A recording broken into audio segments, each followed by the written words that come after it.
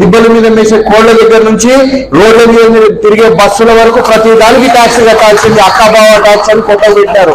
మాజీ ఎమ్మెల్యే పాప ఆయన 3 నిమిషాల టైం ఇచ్చారంట, అది కూడా ఎక్కువ అనుకుంటారు వాళ్ళు. ఆళ్ళగడ్డలో అక్కాబావ ట్యాక్స్ వసూలు చేసుకుంటారని. అవును తమ్ముడు నాని, ఎందుకంటే మీ గంగులోకి ఏమైనా తెలియదు కానీ మీ నాయనేమో ఈ నుంచి పార్టీ మానవాళ్ళు కొడుకుంటాడు, నువ్వేమో మమ్మల్ని అక్కాబావ అంటున్నావు. మీకు బంధువులు లేరా, మీ ఇంట్లో ఎవరు లేరా పాపం అనేది మాకు కూడా అర్థం కావట్లేదు. తమ్ముడు నానికి తెలియాల్సింది ఏంటంటే డబ్బులు ఏదైతే ట్యాక్స్ మేము కలెక్ట్ చేస్తున్నామని చెప్పి అంటున్నాడు తమ్ముడు నాని. ఎక్కడ డబ్బులు మేము కలెక్ట్ చేసినాం, ఎవరి దగ్గర నుంచి కలెక్ట్ చేసినాం, ఎంత వసూలు చేసినాము, ఎవరి అకౌంట్ లో వేసినామని ఒక్కటంటే ఒకటి ఆధారం చూపించాలి కదా. ఎందుకు నువ్వు ఆధారాలు చూపించకుండా మాట్లాడుతున్నావు? ఆఖరికి అవాబిలం టెండర్లలో, గేట్లకు టెండర్లలో ఏకి సమర్పించుకుంటే తల మీద జుట్టు కూడా వీళ్ళకి ట్యాక్స్ కట్టే పరిస్థితికి తీసుకొని వచ్చినారు ఈ రోజు. అహోబిలంలో జుట్టుకు సంబంధించిన దగ్గర డబ్బులు తీసుకుంటారని చెప్పి తమ్ముడు నాని మాట్లాడుతున్నాడు.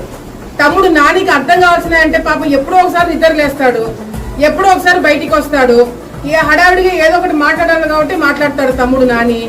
నిజంకంటే డబ్బులు మేము జుట్టుకు సంబంధించిన దాంట్లో వసూలు చేసుకున్నామని చెప్పి మాట్లాడుతున్నాడు. ఈ సంవత్సరం కాలంలో మేము అధికారంలోకి వచ్చిన తర్వాత ఒకసారి జుట్టు సవాలు పిలిచినారు. దాంట్లో ఏ ఒక్క వైసీపీ నాయకులు కూడా దాంట్లో పార్టిసిపేట్ చేయలేదు. ఎవరు కూడా సవాల్ దానికి రాని కూడా రాలేదు వైసీపీ నాయకులు. దాని తర్వాత టెండర్లు క్యాన్సిల్ చేస్తున్నారు, పోస్ట్ పోన్ చేస్తున్నారు. అప్పటి నుంచి ఇప్పటి వరకు టెండర్లు పార్టిసిపేట్ చేస్తున్నారు. అసలు టెండర్లు జరిగినాయా?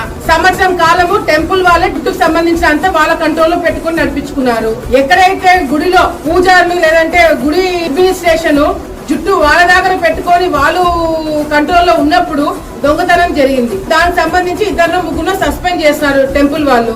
నువ్వు కాదా తమ్ముడు ఫోన్ చేసి ఆ దొంగతనం చేసిన వాళ్ళని మళ్ళీ ఉద్యోగాలు ఇప్పించాలని చెప్పి రికమెండేషన్ చేసింది నువ్వు కాదా? మీరు గతంలో అధికారంలో ఉన్నప్పుడు మీ అమ్మగారు పూజారుల మీద ఒత్తిడి పెట్టి ఎన్నిసార్లు ఇక్కడ నుంచి చీరలు దొంగతనం చేయలే? మీరు గుడ్లు, పాలు, అంగన్వాడికి పోయే సరుకులని మీరు కాదా తమ్ముడు కొట్టేసింది? ఈ రోజు నువ్వు మా మీద అబండాలు వేస్తున్నావు. ఒక్క నిమిషము ఇవన్నీ కూడా నేను పక్కన పెట్టి మీ మీద నేను దృష్టి పెట్టి మీరు చేసిన అరాచకాలని ఆధారాలతో సహా బయటికి తీసి మీ మీద కేసులు పెడితే మీ పరిస్థితి ఏంటి తమ్ముడు? మీరు చేసిన పాపాలకి మీరే అనుభవిస్తారని చెప్పి మిమ్మల్ని వదిలేసిన.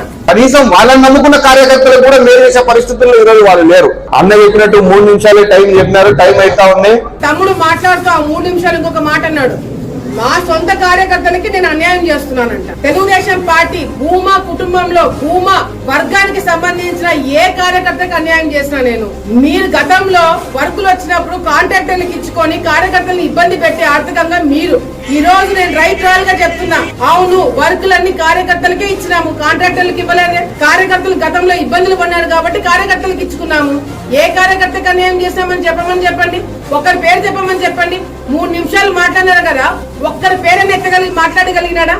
లేదు. ఒక టెండర్ వస్తే ఆ టెండర్ ఆ ఊర్లో వస్తుంది అని తెలిస్తే ఆ ఊర్లో వైసీపీ వాళ్ళు ఎక్కడ పోటీకి వస్తారని వాళ్ళ మీద తప్పుడు కేసులు పెట్టి వాళ్ళని ఊర్లో లేకుండా చేసే టెండర్లు మేము పాడుకునే పరిస్థితి అని చెప్పి ఈరోజు అట్లాంటి పరిస్థితులు వచ్చాయి. గేట్ సవాల్లో ఏం జరిగిందండి? నువ్వు ఫోన్ చేసి మీ సర్పంచ్ సీసా వెంకటేశ్వరుని పక్కన పెట్టి నాకు కమిషన్ ఇవ్వండి, 25 లక్షలు నాకు కమిషన్ ఇవ్వమని నువ్వు అడిగినావా లేదా? నువ్వు మీ ఇంటి దేవుడు నరసింహస్వామి మీద ఒట్టేసి నువ్వు చెప్పు. సీసా వెంకటేశ్వరులు పక్కన పెట్టండి, రాజకీయం డబ్బులు వేస్తున్నాడు, డబ్బులు నాకు గట్టని డైరెక్ట్ గా సవాల్ లేకుండా ఎవరు రానికుండా చేస్తానని నువ్వు మాట ఇచ్చినావా లేదా? అర్ధరాత్రి నాకు ఫోన్ వస్తే నేను ఒకటే చెప్పిన, మనకి పోతే పోయింది, ఎక్కడ కూడా కాంప్రమైజ్ కాకండి, ₹1 కూడా అవతల వాళ్ళకి ఇచ్చేది లేదు, పోటీకి వస్తారేమో రమ్మని చెప్పండి అని చెప్పినాము. ఎక్కడ వచ్చినారు పోటీకి? మీరు సవాళ్ళు జరిగినాయి, పోలీస్ డిపార్ట్మెంట్ అంతా పెట్టించినాము, ఎక్కడ కూడా ఒక్క గొడవ జరగలేదు. వైసీపీ నాయకులు వచ్చి లోపల కూర్చున్నారు కదా, ఎందుకు పడలేకపోయినారు వైసీపీ నాయకులు? వద్దని ఎవడన్నా అన్నాడా?